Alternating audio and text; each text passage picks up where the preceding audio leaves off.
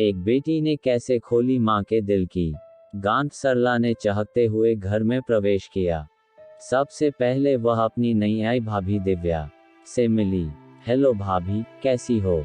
अच्छी हूँ दीदी, एक फीकी सी मुस्कान फेंककर दिव्या ने कहा और सरला के हाथ की अटैची अपने हाथ में लेते हुए धीरे से बोली, आप सफर में थक गई होंगी, पहले चलकर थोड़ा आराम कर लें, तब तक मैं आपके लिए चाय नाश्ता लेकर आती हूँ। सरला को बड़ा अटपटा सा लगा। 2 ही महीने तो शादी को हुए हैं। दिव्या का चमकता चेहरा बुझ सा गया है। सरला अपनी माँ से मिली तो माँ उसे गले से लिपटाते हुए बोली, अरे इतनी बड़ी अटैची लाने की क्या जरूरत थी? मैंने तुझसे कहा था कि अब यहाँ साड़ियों की कोई कमी नहीं है। लेकिन माँ, साड़ियाँ तो मिल जाएंगी, ब्लाउज कहाँ से लाऊंगी? कहाँ पतली दुबली भाभी और कहाँ बुलडोजर जैसी मैं? सरला ने कहा, केवल काला और सफेद ब्लाउज ले आती तो काम चल जाता। अरे ऐसे भी कहीं काम चल पाता है? बाथरूम में साबुन तौलिया रखते हुए दिव्या ने कटाक्ष किया था। सरला के मन में कुछ गड़ा जरूर, लेकिन उस समय वह हंस कर टाल गई। हाथ मुंह धोकर थोड़ा आराम मिला। दिव्या ने नाश्ता लगा दिया। सरला बार बार अनुभव कर रही थी कि दिव्या जो कुछ भी कर रही है महज औपचारिकता ही है, उसमें कहीं भी अपनापन नहीं है। तभी सरला को कुछ याद आया। बोली, देखो तो भाभी, तुम्हारे लिए क्या लाई हूँ। सरला ने एक खूबसूरत सा बैग दिव्या को थमा दिया। दिव्या ने उच्चती नजर से उसे देखा और माँ की ओर बढ़ा दिया। क्यों भाभी, तुम्हें पसंद नहीं आया? पसंद तो बहुत है दीदी, पर क्या? भाभी, तुम्हारे लिए लाई हूँ, अपने पास रखो। दिव्या असमंजस की स्थिति में उसे लिए खड़ी रही। मांझी चुपचाप दोनों को देख रही थी। क्या बात है माँ, भाभी इतना संकोच क्यों कर रही हैं? अरे अब नखरे ही करती रहेगी या उठाकर रखेगी भी पता नहीं कैसी पढ़ी लिखी है। दूसरे का मन रखना जरा भी नहीं जानती। नखरे तो हर वक्त नाक पर रखे रहते हैं। माँ ने तीखे स्वर में कहा। माँ, भाभी से ऐसे क्यों कह रही हो? नहीं नहीं है, आपकी आज्ञा के बिना कुछ लेते संकोच होता होगा। सरला का अपनापन पाकर दिव्या के अंदर कुछ पिघलने लगा। उसकी नम हो आए आंखें सरला से छिपी न रह सकी। सरला सभी के लिए कोई न कोई उपहार लाई थी। छोटी बहन उर्मिला के लिए सलवार सूट, उमेश के लिए नेकटाई और दिवाकर के लिए शर्ट पीस। उसने सारे उपहार निकालकर सामने रख दिए। सब अपने अपने उपहार ले कर बड़े प्रसन्न थे। दिव्या चुप बैठी सब देख रही थी। भाभी, आप कश्मीर घूमने गई थीं, हमारे लिए क्या लाईं?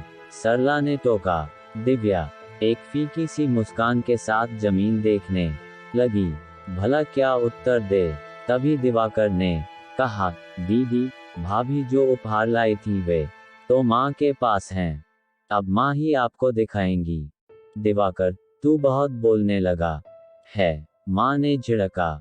इसमें डांटने की क्या बात है माँ, दिवाकर ठीक ही तो कह रहा है। उमेश ने समर्थन किया। अब तू भी बहू का पक्ष लेने लगा। माँ की जुबान में कड़वाहट घुल गई।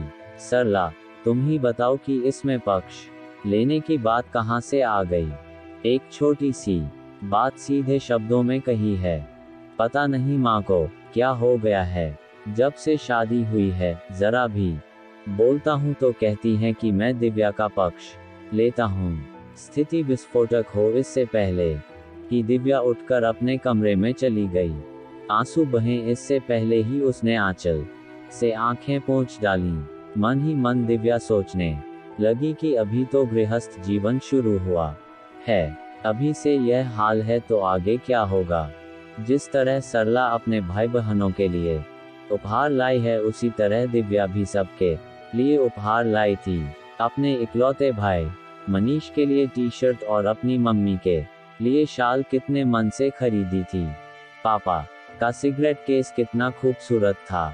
चलते समय पापा ने 2000 रुपए चुपचाप पर्स में डाल दिए थे। उनकी लाडली घूमने जो जा रही थी। मम्मी पापा और मनीष उपहार देख कर कितने खुश होंगे, इसकी कल्पना से वह बेहद खुश थी।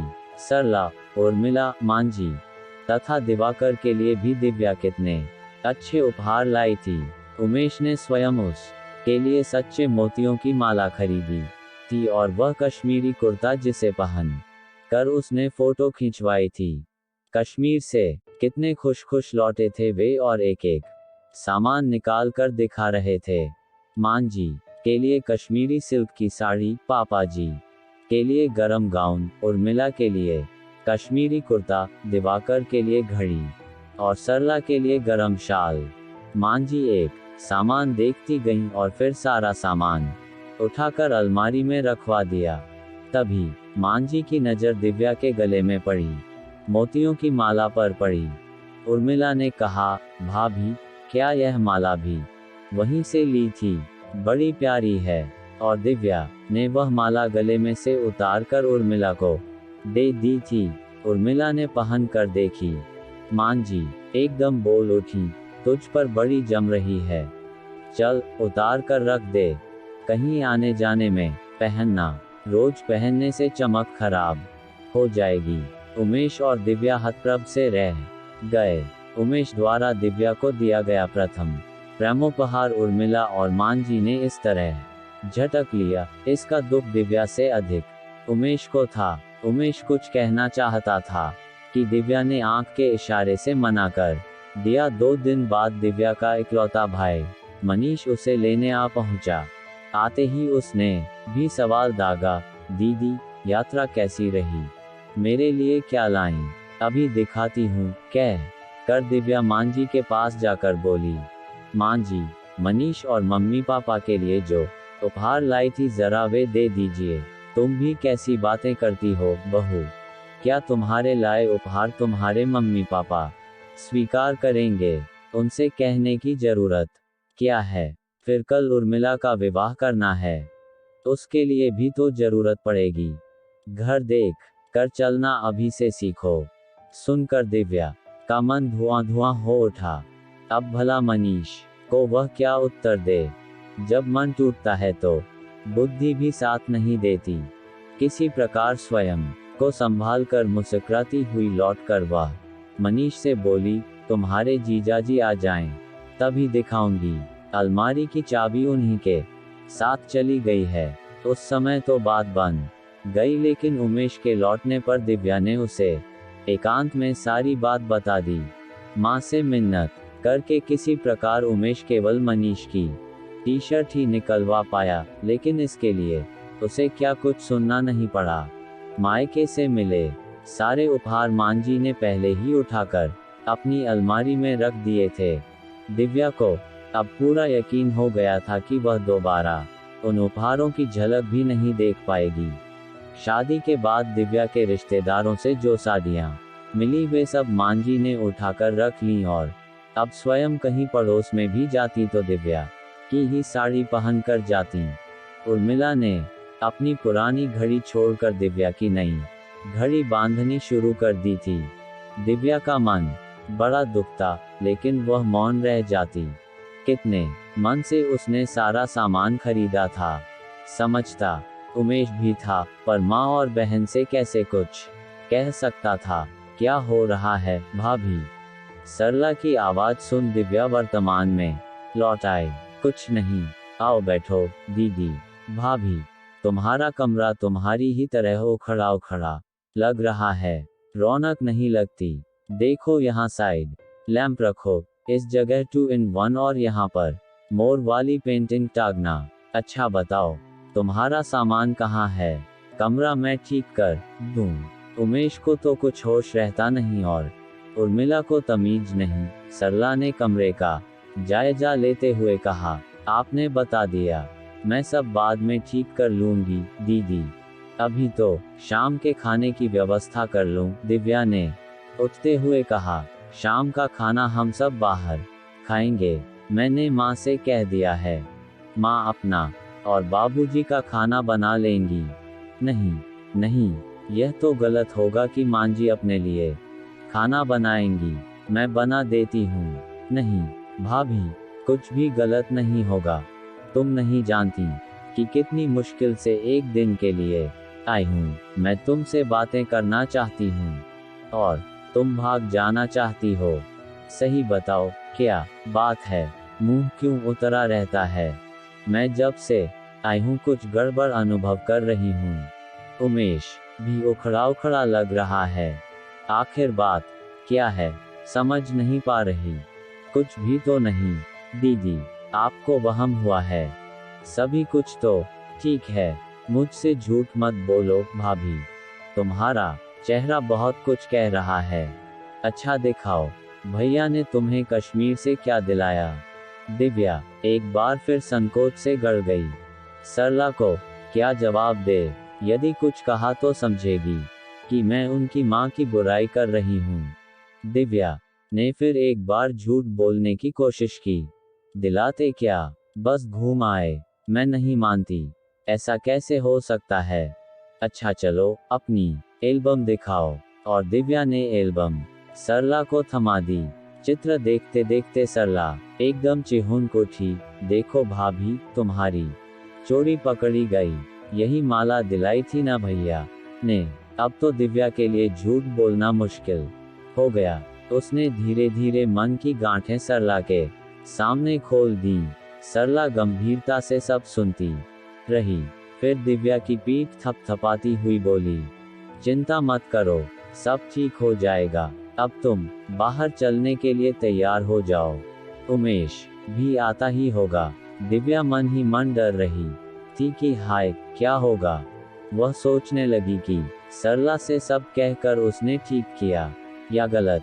बाहर वह सबके साथ गई जरूर, लेकिन उसका मन जरा भी नहीं लगा। सभी चाहक रहे थे पर दिव्या सबके बीच होकर भी अकेली बनी रही। लौटने के बाद सारी रात अजीब कश्मकश में बीती। उमेश भी दिव्या को परेशान देख रहा था। बार बार पूछने पर दिव्या ने सिरदर्द का बहाना बना दिया। दूसरे दिन सुबह नाश्ते के बाद सरला ने कमरे में आकर कहा, भैया आज आप के दफ्तर की छुट्टी, मैटिनी शो देखने चलेंगे। उर्वशी में अच्छी फिल्म लगी है। सब जल्दी जल्दी काम से निपटे। दिव्या भी पिक्चर जाने के लिए तैयार होने लगी। तभी उर्मिला ने आकर कहा, भाभी, माँ ने कहा है आप यह माला पहन कर जाएंगी। और माला के साथ ही उर्मिला ने घड़ी भी ड्रेसिंग टेबल पर रख दी। दिव्या को बड़ा आश्चर्य हुआ। उमेश भी कुछ नहीं समझ पा रहा था, आखिर यह चमत्कार कैसे हुआ। सब पिक्चर देखने गए, लेकिन उर्मिला और मांझी घर पर रह गए। दिव्या और उमेश पिक्चर देखकर लौटे तो जैसे उन्हें अपनी ही आंखों पर विश्वास नहीं हो पा रहा था। यह कमरा तो उनका अपना नहीं था। सभी कुछ एकदम बदला बदला सा था। दिव्या ने देखा, सरला पीछे खड़ी मुस्कुरा रही है। दिव्या को समझते देर न लगी कि यह सारा चमत्कार सरला दीदी की वजह से हुआ है। उमेश कुछ समझा, कुछ नहीं। शाम की ट्रेन से सरला को जाना था।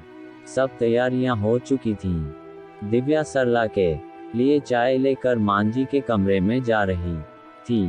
तभी उसने सुना, सरला दीदी कह रही थी, माँ, दिव्या के साथ जो सलूक तुम करोगी, वही सलूक वह तुम्हारे साथ करेगी तो तुम्हें बुरा लगेगा।